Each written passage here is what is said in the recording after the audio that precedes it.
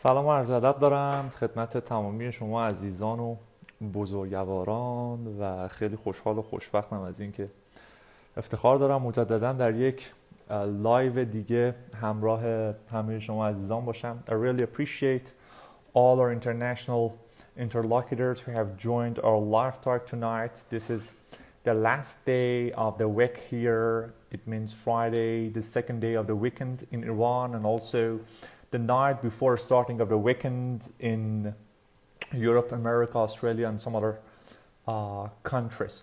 It's a really great pleasure to have you all here tonight, and we are willing to have our speaker tonight, Mr. Fergus Maclaren, as the president of the International Council on Monuments and Sites, ICOMOS International Cultural Tourism Committee. Yeah, we have now Fergus too, and I just want to tell you that we should say Happy World Heritage Day to all our audiences who have joined us till now, and this is a great pleasure to have Mr. Fergus Maclaren on such a night before the day of World Heritage Day. Okay, I'm just going to invite Mr. Fergus him to have his thoughtful speech and flourishing point of view. Good afternoon, Fergus. How are you? Salam. How are you doing, Mohammed? Good to see you. Very good. Very good. Happy International Day for Monuments and Sites. Yeah, happy International Day for Monuments and Sites. Happy Heritage Day to all our audiences. Before the audiences, to you, with great pleasure to have you on such a night in our live talk.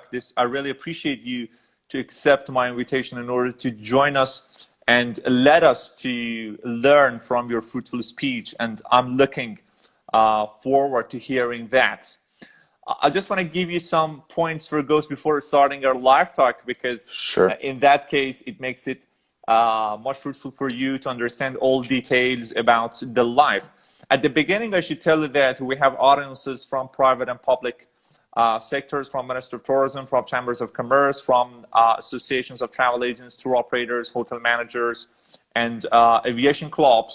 Also, I just want to tell you that the audiences have the possibility of sending their messages on the comments, as you see here, that they've been sending the messages. But I'm just going to turn the comments off in case of having your visual better and clearer. So in that case, the audiences has the ability to send me the questions on the question box, and I will show it whenever possible. But we usually dedicate a very specific time to audiences in order to ask their questions from you, and after that I will show the questions, then you will provide us with the answer. So everything is fine? Everything is good. You've prepared me well, so thank you. Yeah, and I just want to give you the last point. Instagram automatically ends our talk after 1 hour. So I will receive a notice here when we are getting close to 1 hour. With a prior notice, I myself end the live talk and then come back to you for continuing our show. That's okay? Sounds good to me. Thank you very much. So let me just turn off the commenting to have your audio and visual better. And let's, as it is possible, just turn down your camera in order to have a better visual. So Fergus, how's everything with you? Because it is around 12 to 12:30, I think, p.m. in Ottawa. That's correct. It's doing very well, thanks. We're in the middle of April, and it's still snowing. So it snowed this morning, and which is unusual for this time of year. But we're also dealing with life under quarantine or lockdown as well. Like Iran, Canada is also dealing with the current situation, dealing with COVID-19. So we're very familiar with what you're going through in Iran and other parts of the world as well. Thank you. I'm just going to say that accept my condolence, not also mine, but also the interlocutors' condolences for the Canadians who died as a result of COVID-19. We are all sorry for that. Yes, well, thank you for that. And it's the same with the people in Iran. I know it's It's an ongoing process, and I think we're still obviously going through it right now. And kudos to all the people, the medical workers, the people in hospitals, the doctors, the nurses, everyone who's supporting them. Kudos to all them for all the brave efforts they're doing. I can't imagine day after day after day what they're doing to try and keep us safe and well. Thank you. Thank you. I should give you a surprise about the weather in Tehran. We are at the end of the first month of spring, but just some days ago we had snow in Tehran, and it was totally unbelievable for Tehrani people, because such a thing, I think, hadn't happened in the previous 50 years. But we've experienced it with pleasure. Well, that's something else we share in common then. Yeah. Snow in our national capitals. Yeah. Thank you. Fergus, I'm just going to have better details about you yourself. Fergus Maclaren. Who is Fergus Maclaren? How he's passed his life to reach where he is now? Okay, well, I was thinking about that in our discussion. I just said keep it nice and condensed, but also just focus on the World Heritage aspects, because that's, again, part of our discussion today. So essentially, about over almost 30 years ago, I did my master's at the University of Calgary, and with my work, I ended up being in Hanoi, Vietnam for 2 summers, studying the historic quarter there, while I was also studying at the Asian Institute of Technology in Bangkok. And Hanoi itself became its citadel became a World Heritage Site in 2012. So that was my first sort of initiation to that. Afterwards, I became a consultant, and I worked in Alberta, which is one of the larger provinces in Canada. We have the most World Heritage Sites as well. So I worked on a number of World Heritage Site tourism projects in the province. I then became the director of the International Ecotourism in 2001, where we managed the consultation process on behalf of the UN's Environment Program. And specifically, we did a lot of training with regard to natural World Heritage Sites, different parts of the world. And since that time, I've done work on World Heritage Sites primarily in Asia, now more so in Africa. And the work that I'm doing now as the president of the ICOMOS International Cultural Tourism Committee, we are one of the consultative bodies to UNESCO along with ICROM and IUCN, and we consult and support them with regard to tourism at World Heritage Sites. So that's what my current work involves, amongst other things. Great, great. I appreciate you. As you mentioned, you've worked on cultural tourism and ecotourism too, not only in Canada or North America, but also in Asia. Would you please give us a little more details about that, especially about the ecocultural, because we will focus on cultural tourism later, but give us a better information about ecotourism that you have worked on. So a number of countries have really unique environmental destinations. So with regard to Asia, for example, there are a lot of really interesting national parks and protected areas. And within these national parks and protected areas, there are a lot of cultural activities and sites that are there. So to that end, there are cultural practices that help maintain things such as species, agricultural activities, other things that are going on in and around those protected areas. And there's also a recognition by UNESCO that more and more, as of I believe it's 2014, they're starting to incorporate something that they refer to as mixed sites. So we had these national parks and protected areas where they were being nominated for World Heritage Sites. They started recognizing that the cultural practices were also integral to the maintaining of these sites. So to that end, there's a lot more mixed sites that are coming out there, recognizing the balance of the two, to the point that 3 years ago, we had a indigenous site in Canada called Pimachuanaki that was recognized as one of our first mixed sites, because of the fact that Pimachuanaki means the people are the land. So it recognized the interrelation between culture and natural heritage. Very good, very good, very good. Thank you. As I've seen in your CV, I've faced something which is called MacDuff. Yes. Is it possible going into details about it? Sure. It's something where I wanted to have a private consulting arm as well. I do a lot of work with regard to organizations that are involved with World Heritage Sites, whether it's UNESCO, UNWTO, Organization World Heritage Cities, and others. And I wanted to formalize it as a consulting entity. So what I do is I work with colleagues in Canada and internationally on different tourism projects, often sustainable tourism for national tourism organizations or multilateral agencies. And it was just something that I wanted to include as part of my work scheduling, as well as the work that I do with ICOMOS and the Global Economic Institute for Africa. What are the main issues that you deal with in MacDoff? So one of the main issues that we often deal with are destination planning and development.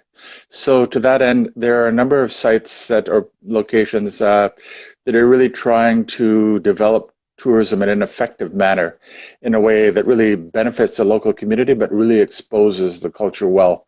The challenges, especially from a sustainability perspective, are the environmental impacts, the social impacts, and the economic impacts as well. And as well, of course, the cultural impacts of introducing tourism to an area. So part of it is trying to look at the design and production of plans, but also the interventions necessary, hopefully, to try and deal with matters that might relate to eventually to impacts that are maybe not benefiting the community in some way or the other, or the same way, other things that can help stimulate and really give a greater experience to a place or destination.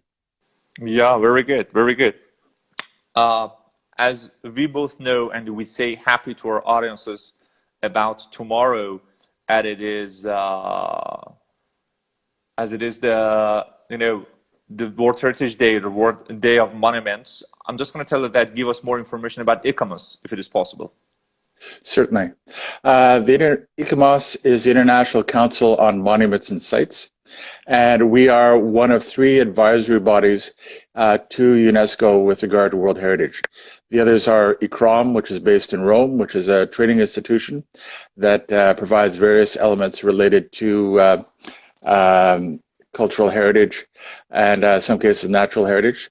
There's IUCN, which is the International Union for the Conservation of Nature, which is based in Lausanne, Switzerland, and in Gland, Switzerland. That's near Lausanne, and they deal with a number of natural heritage issues.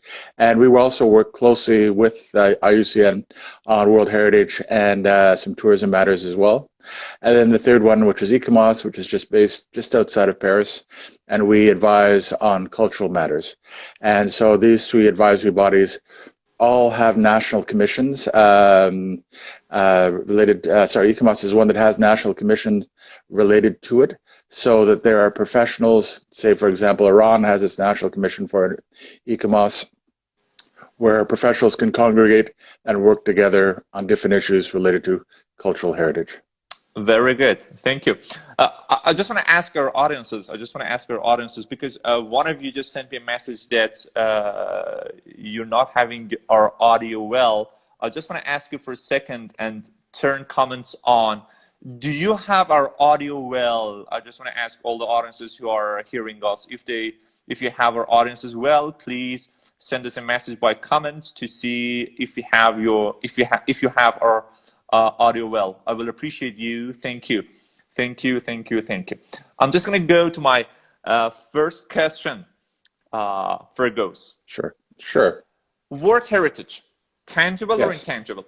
How World Heritage, tangible or intangible ones, influence on tourists to visit a country?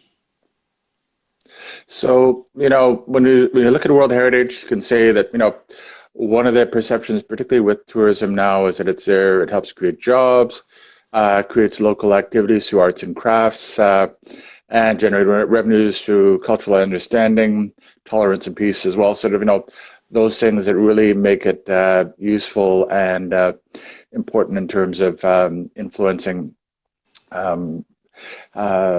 people's decisions to visit a place. So one of the things that I was thinking of before, especially when you pose that question, is that often when you look at, it could be anything from either tourism literature or national documents or even currency. A lot of countries use World Heritage Sites or the symbolism that they represent as sort of those keystone elements to.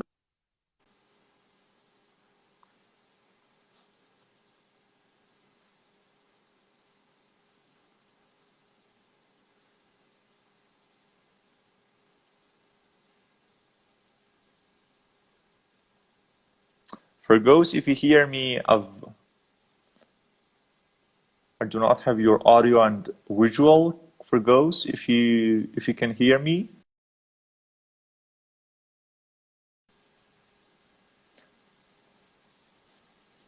Yeah, I think we've missed Fergus, but I'm just going to invite him for a second time in order to join our live talk.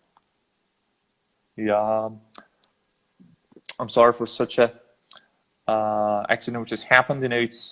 It's as a reason of a misconnection or internet connection. I just want to say we are willing to have Fergus Maclaren to our live talk. I just want to say that inviting him here. Yeah, I hope Fergus not to miss the connection. Fergus, would you please join us? Yeah.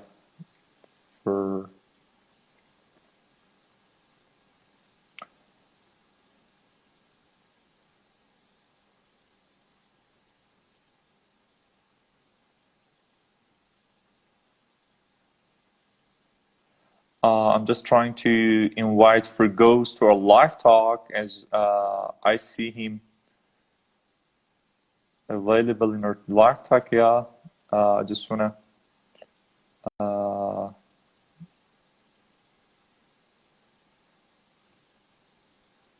I've just sent another invitation to Fergus in order to have him back to our live talk and continuing our TLT show with him as with his fruitful speeches. Yeah, I think I've received from Fergus. I'm just waiting. I'm just waiting for Fergus to get reconnected to There you go. Sorry about that. Yeah, you were answering my questions, and you reached the keystone elements that you said that World Heritage Sites are keystone elements to countries on the basis of the previous conversation that you've made. Right. But I just want to ask my question again, and sure, you can give us information from the beginning. How World Heritage, tangible and intangible ones, influence on tourists to visit the country? So I think that when a number of people go to visit a destination, certainly there's an intentionality to it, and by that intention I mean that if you were going to spend a week or spend a lot, visiting India or Peru, or even if you're making a choice of a destination, because as you can imagine, it's pretty competitive when it comes to travel. There's something usually iconic or something really sort of significant that they want to visit. And one of the points that I was raising before was that, as a friend mentioned to me, with regard to Peru, Machu Picchu is one of the most popular photos on Instagram. People want to have themselves photographed in front of this place or this destination because it's easily recognizable, but it's seen as one of sort of that great sort of really unique cultural destinations that you really have to experience. And so that's why it's, as I said, it's one of the most shared photos that you will see of its type. And I think, if I were planning to travel to Iran, I would certainly want to go see Persepolis. I would certainly want to go see a number of the really important cultural heritage destinations that you have there. And from an intangible cultural heritage standpoint, if I could, I'd want to be there perhaps around, maybe not the same time, but I'd want to be there around Nowruz so I could experience some of the things that are really, are a representation of the important cultural heritage that Iranians enjoy and like to experience. So you mentioned the most important highlights, yes, in tangible and intangible ones. And you gave us a point that you said that I just want to ask you that if I'm right or not. You said that people show a huge tendency to go to World Heritage sites in order to take photos, in order to share their experiences on Instagram or other social medias. Does it mean that the destination should provide a situation to tourists to let them feel themselves in World Heritage sites, even in their social medias? So in the sense that, are you saying that they should find ways to encourage people to express it through social media, in the sense places where they can take photos or things like that? Yeah, Is that yeah, that's right. yeah, it's a big challenge because certainly, again, with a number of sites, two that I can use as quick examples. Amsterdam used to have a sign out front of the Rijksmuseum, which is their famous art gallery. Amsterdam itself is part of a World Heritage. The Rijksmuseum is part of the Amsterdam World Heritage Site. They had an "I Love Amsterdam" site there. Sign, big sign. Every city now has this "I love my city" or "I love my country" or "I love my place" sort of sign in the front of it. We have one here in Ottawa now. Maybe have the same in Tehran. But they were finding that this sign was having too many Instagram people there who wanted to take their photos and were crowding and clustering around it on a regular basis. And it was interfering with people's ability to go in and enjoy the museum. And they were sort of preventing people from going in, or not preventing, but slowing them down, affecting the experience. And the same with Machu Picchu. There's I talked about the photos there, and there's this iconic image of where you get the Sugarloaf type mountain in the background, and you have the stone structures below, and it's probably one of the most sort of famous perspectives in the world. They have a person there who's set up where you have a certain period of time, like a minute and a half to 2 minutes, where you can take your photos. And once you're done, you turn around. Bless you.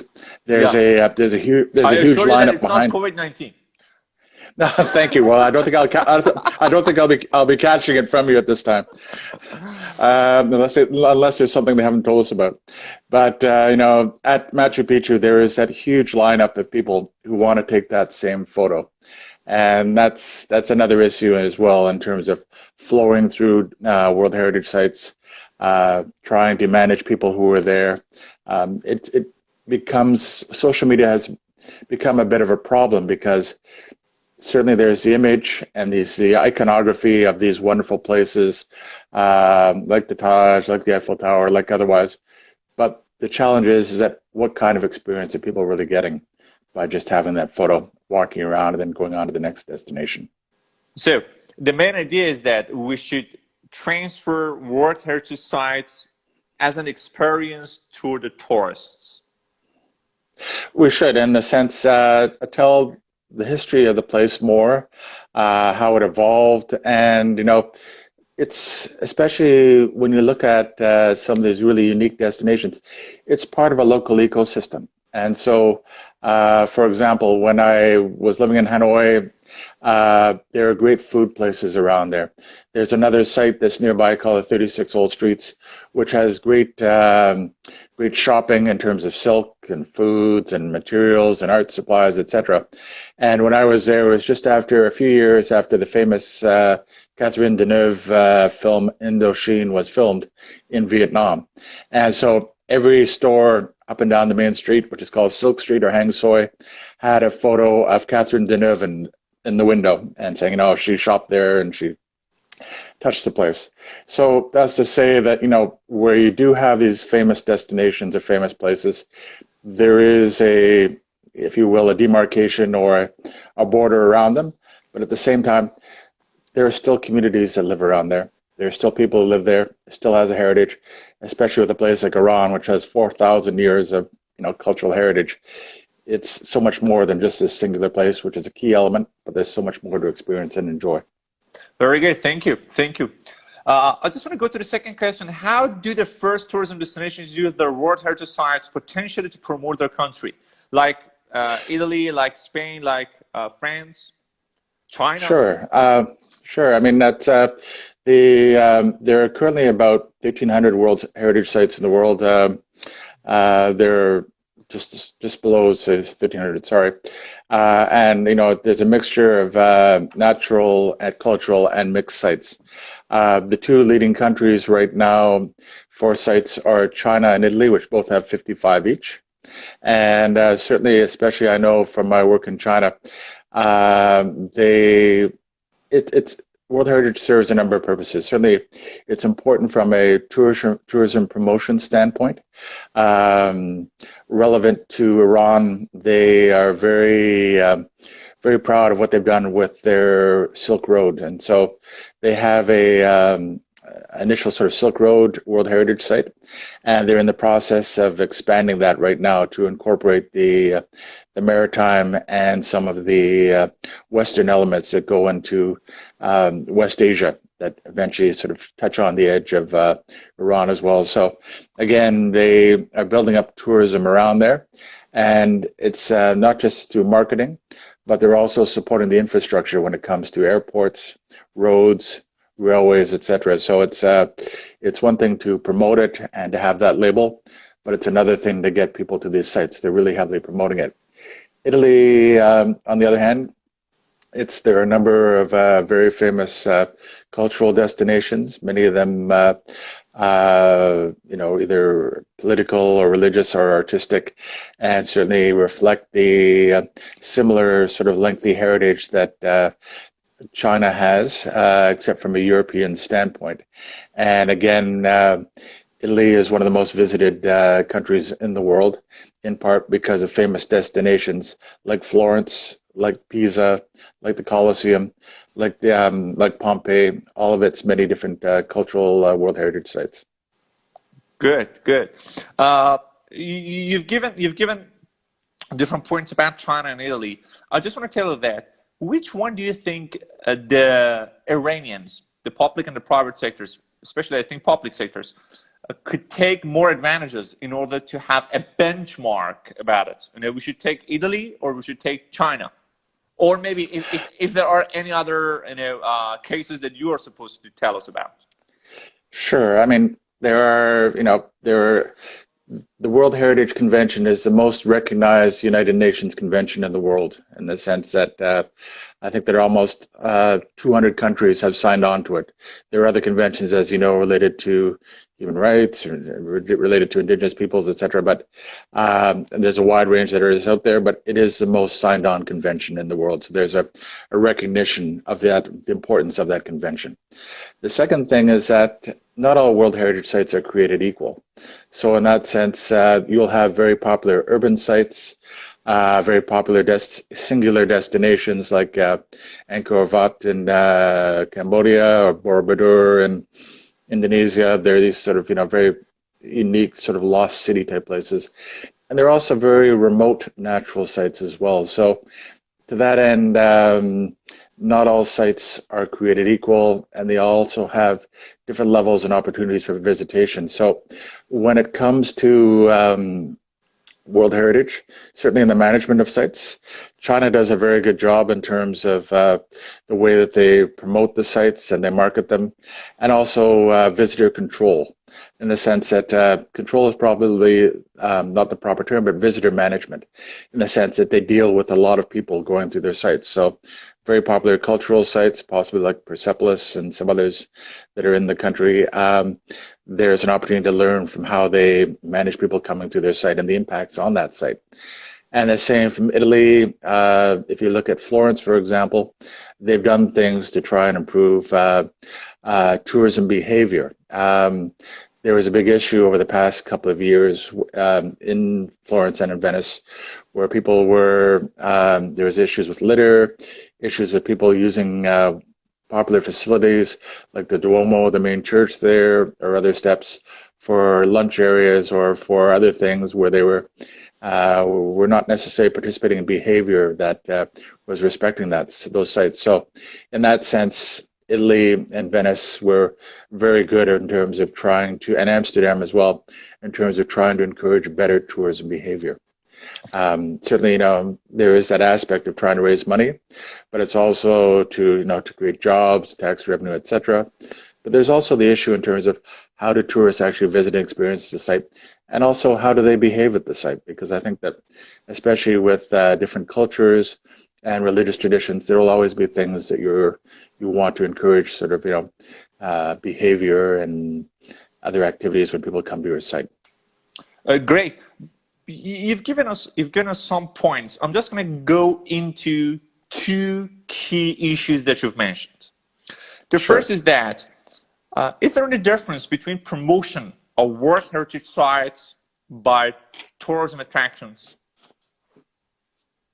So, in the sense of how you would represent it in marketing, or what sort of exactly, elements would you like? exactly. Okay.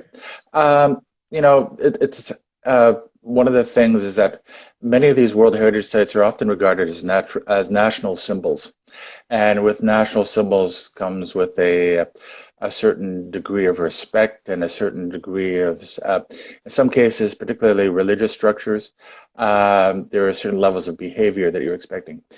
The other element is that there's something called OUV, which is the reason why these sites are nominated for World Heritage. And OUV means Outstanding Universal Value. And OUV is one of the 10 criteria why they are nominated as a World Heritage Site. So when you are looking at a destination, there are certain things that must be done in terms of the site, the visual, the other aspects related to that site that must be preserved and maintained. There are some places that have said, why can't we build a theme park nearby?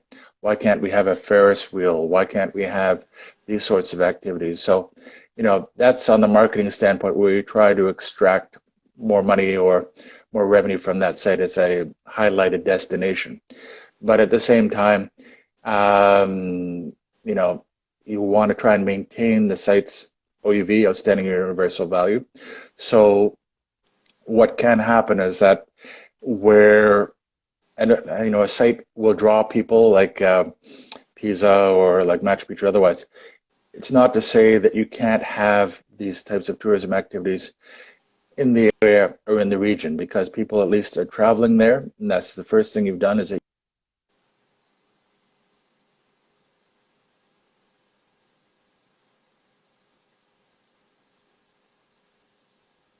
Fergus, if you hear me, I've missed your audio and visuals. So if you can hear me, I just want to ask you that please recheck your internet connection in order to join back to our TLS. Yeah, unfortunately we've missed Fergus, so we will still live to have Fergus back to our live talk. I really appreciate all the audiences to be waiting in order to have Fergus back. Unfortunately, I think that we are facing internet connection in Ottawa, as we have a clear connection here. Yeah, I see Fergus back. Thank you, Fergus, for joining back to us. I just want to see Fergus to yeah. there, back again. Yeah, back again. Good to Sure. have you back again. Thank you, Chris. Was the answer finished?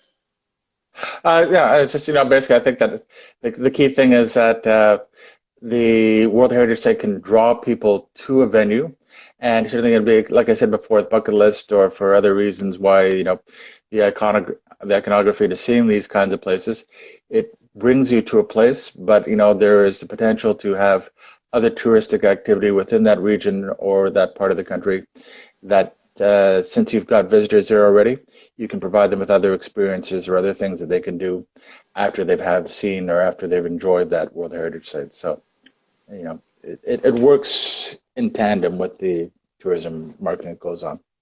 I just want to ask you this one, that OUV, or Outstanding Universal Value, is something like the UNESCO criteria, which they mentioned Correct. as to inscribe one of the a site to be inscribed as a UNESCO World Heritage. They're the same with the UNESCO World Heritage criteria. Yeah.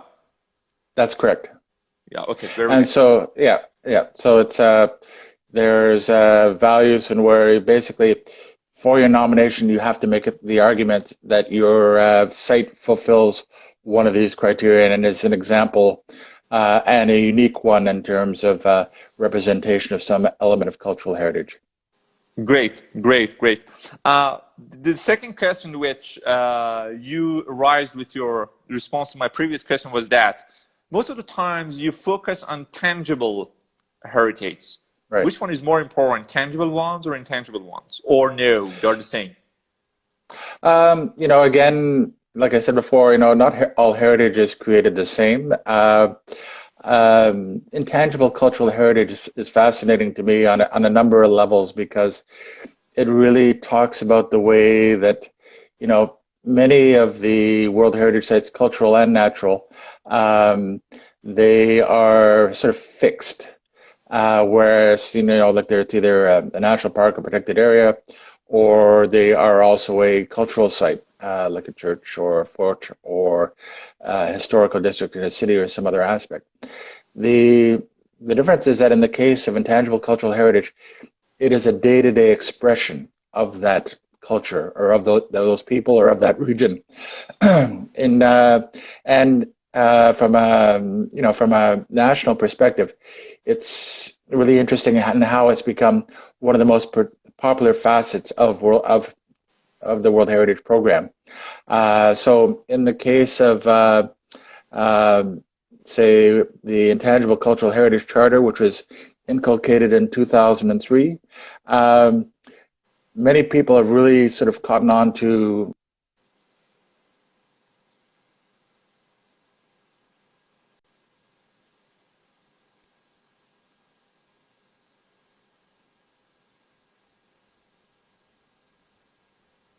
I think we've missed Fergus for a third time. I'm sorry for such a happening during the live talk tonight, but sometimes internet misconnection happens. Interruption during the TLT show. Fergus has left our live talk, but I'm sure that he will come back in moments in order to follow our conversation with him and providing us with his responses, the fruitful ones, as you see that the thoughtful approaches are so valuable with the answers that he makes to our questions. I'm willing to have Fergus back. Fergus, we're willing to have you back. I appreciate you to come back to us ASAP. We were really enjoying your comments and your advices. Yeah, I see Fergus back. Thank you, Fergus. Yeah, we're waiting to get connected to Fergus. Thank you so much. I appreciate all the audiences in order to show their tolerance to have Fergus back to our live talk. Thank you. Fergus, can you hear me? Yeah, I can hear you. Yeah, very good. So, because I do not have your visual, but if you have mine, it's okay. We can keep going through our conversation. Okay. I can hear you. Yeah, very good. You were providing us with a response to the second question, which was arriving by the last response that you provided us about a tangible or intangible criteria, or tangible or intangible heritage. Which one is more important, or no, they are the same? Fergus?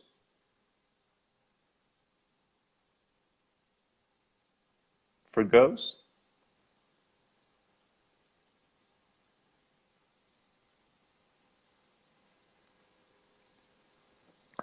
We're willing to have you back in order to go on our conversation about the World Heritage and the recovery process as a result of the World Heritage Sites. We really appreciate all. Yeah, very good. We have you back. Okay. So I just want to ask the questions again. Intangible or intangible? Sure. Intangible or tangible World Heritage Sites? Which one is more important, or no, they're the same? Thank you. So sure. So just to clarify, intangible is not a site, but it's an activity or process. So it's one that's supported by the the Convention on Intangible Cultural Heritage from 2003. And basically what I said before is that it's one of the most interesting parts of World Heritage now, because unlike fixed sites, it deals more with traditions and the day-to-day activities of people that they celebrate and enjoy on an ongoing. And in that case, that can include food, that can include ceremonies, even the tango, other forms of dance, artistic expression. And in the case of Iran, for example, they celebrate things like the kamancha, the bowed string musical instrument. They celebrate flatbread making like lavash and katirma and tantouche, amongst others. And even Nowruz is also part of the intangible cultural heritage that is recognized by UNESCO. So that's all that, for someone who does not live in Tehran or live in another large city within the country.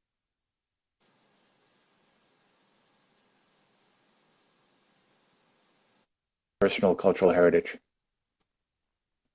Great, thank you. So you've known the intangible culture of Persia well. You even go through Lavash, you go through Nowruz, you go through the Kamancha.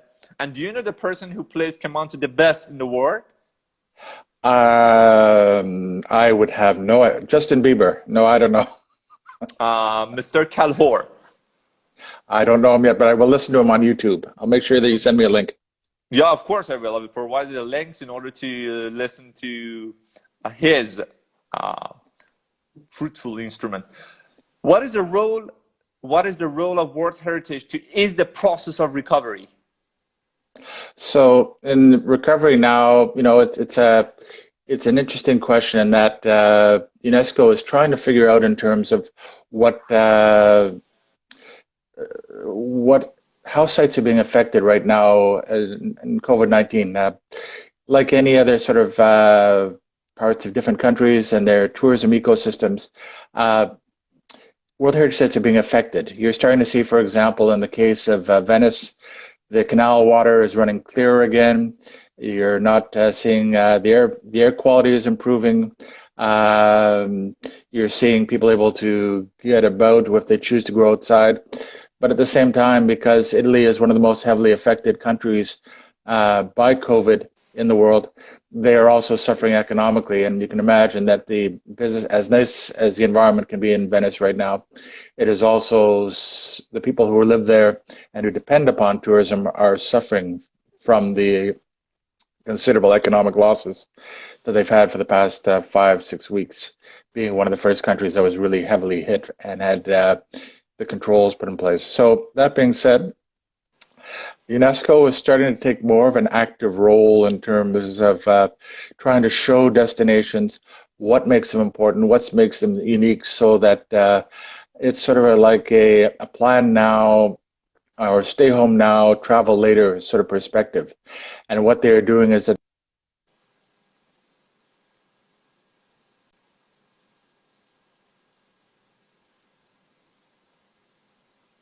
promoting it that across various platforms and various sites to really get people thinking about what these sites mean, why you should visit there, and why they are so important.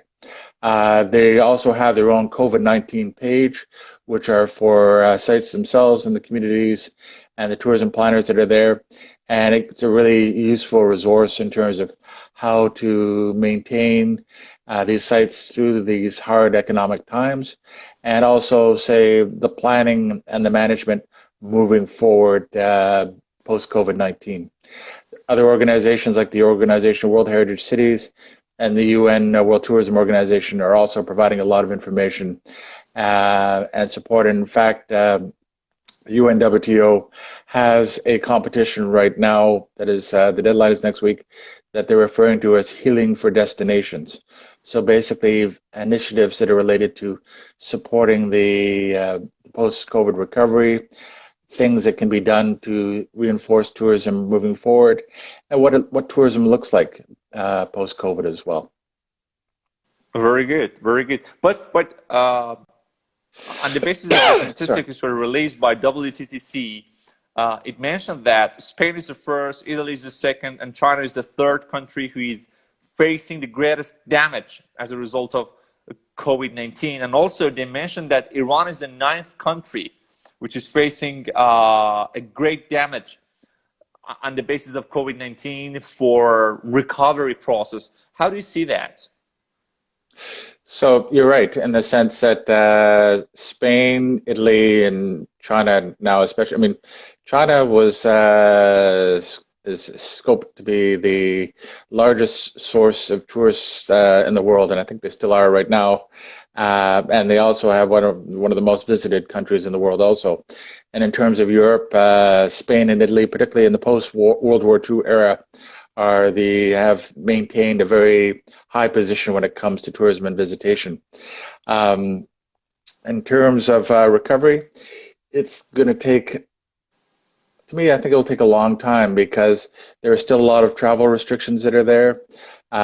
International airline capacity is down, so if you're trying to get people from other parts of the world outside of your individual continents, it's going to be difficult because there won't be so many routes or opportunities for people to travel there. And then visa regimes. Who knows what some countries, the Schengen area, particularly in Europe, is easy to travel around right now, but who knows that there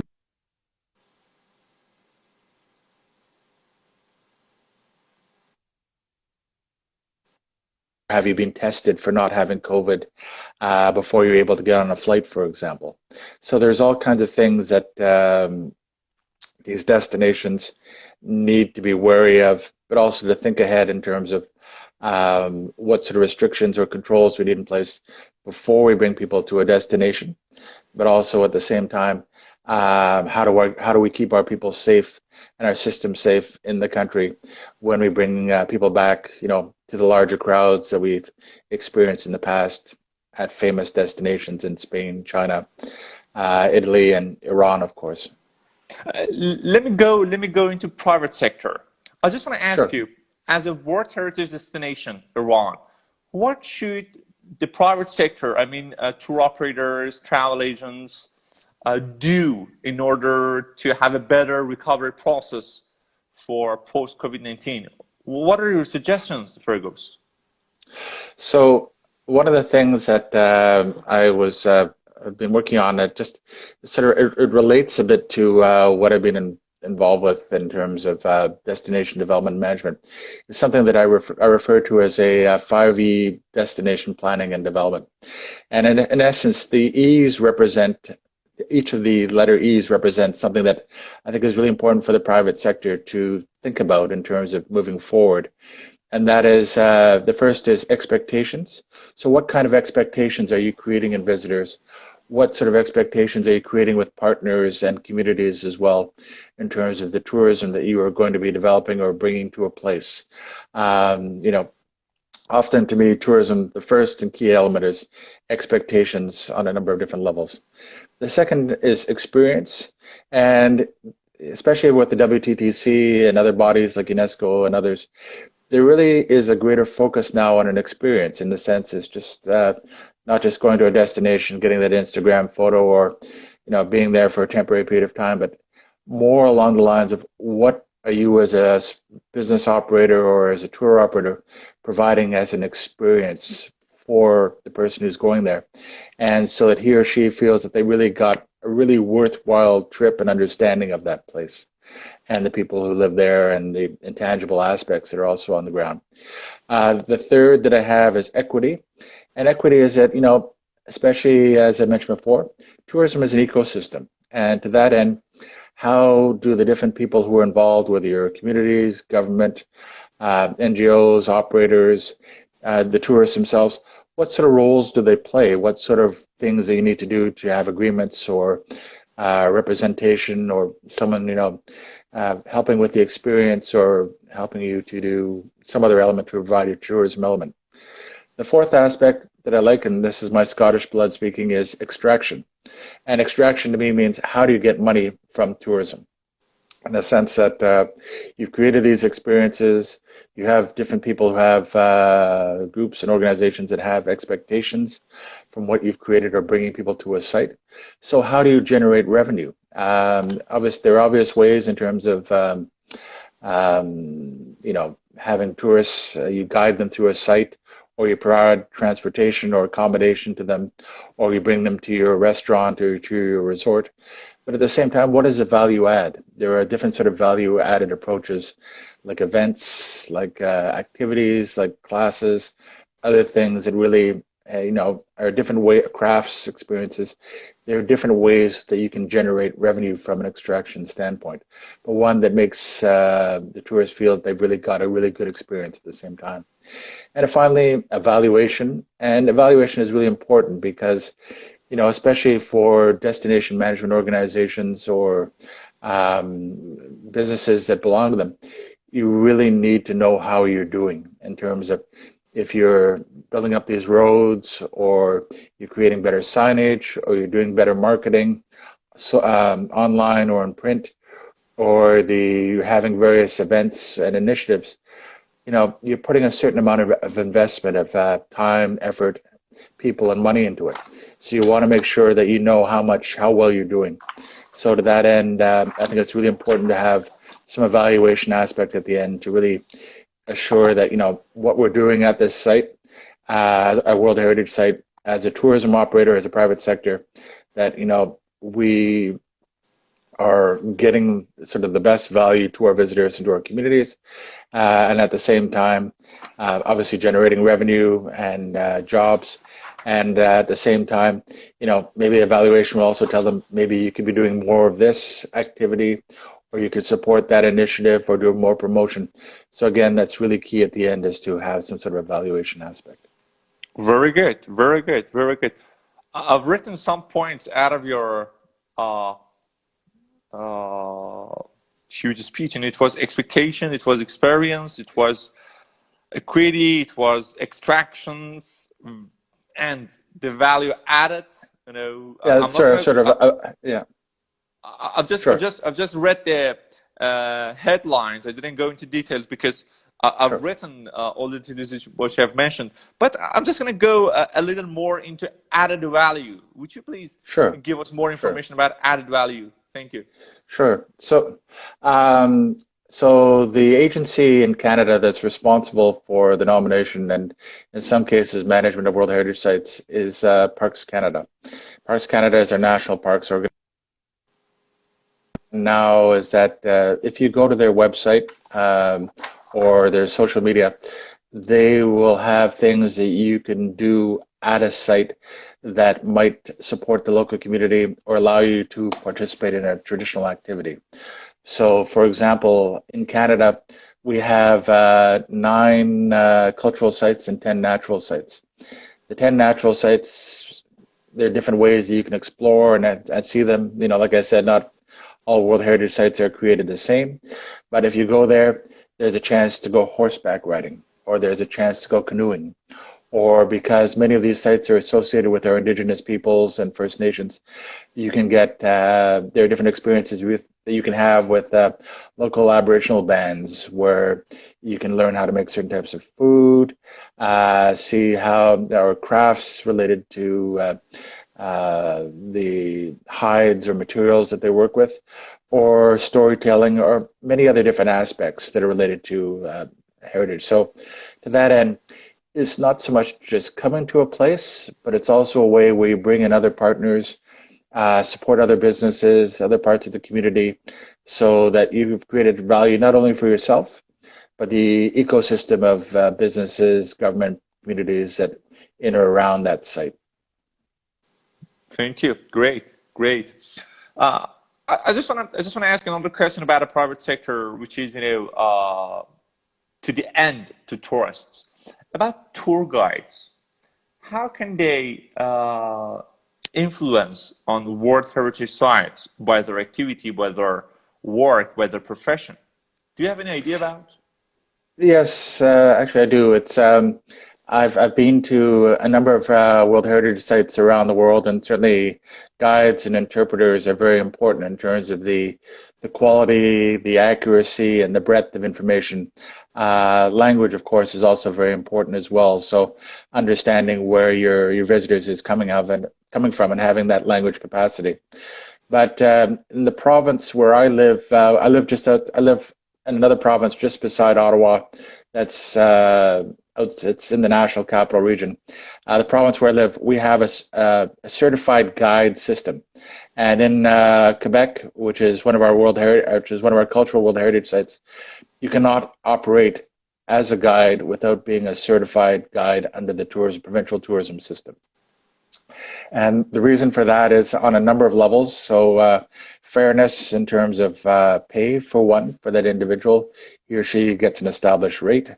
The expectation of knowledge that he or she has as an individual, and the ability for him or her to be able to pass a series of tests on their knowledge and their ability to express that knowledge. Because again, as you can imagine, for different sites, there could be different ways of telling the stories that are there and different perspectives on it, which is fine.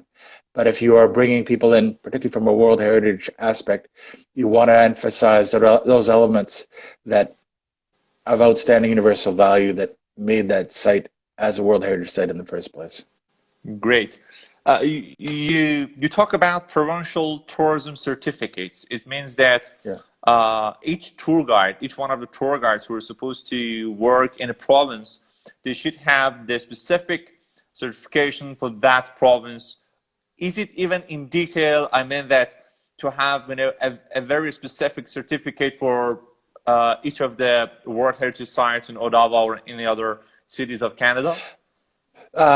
It's not expected outside of the province of Quebec. This is just something that's being mandated within large cities like Montreal and Quebec City. But outside of the province, it has not been mandated per se. The difference here is that the certification program is offered through our college system. We have a college and university system here in Quebec, and so you actually have to carry the card that recognizes that you are a member in good standing with regard to interpretation. In terms of other sites, again, especially in our protected areas like the Rocky Mountain Parks, for example, that straddle the border between BC and Alberta, you have two different sets of provinces. You have different regulations. It's a big site, and you're expecting interpretation from hotels, from Parks Canada, from different operators, etc. So again, they're going to tell you a different part of the story. But at least from a resource standpoint, and if you are prepared to go to these destinations, Parks Canada, UNESCO, all have the baseline information necessary that explains why it is an important site. Yeah, very good. Your guide can tell those personal stories. You know why I asked this question? Because when I talked about the expectations, experience, equity, added value, extraction, and all the things that a tourist company does through the promotion, marketing, and team working, and after that they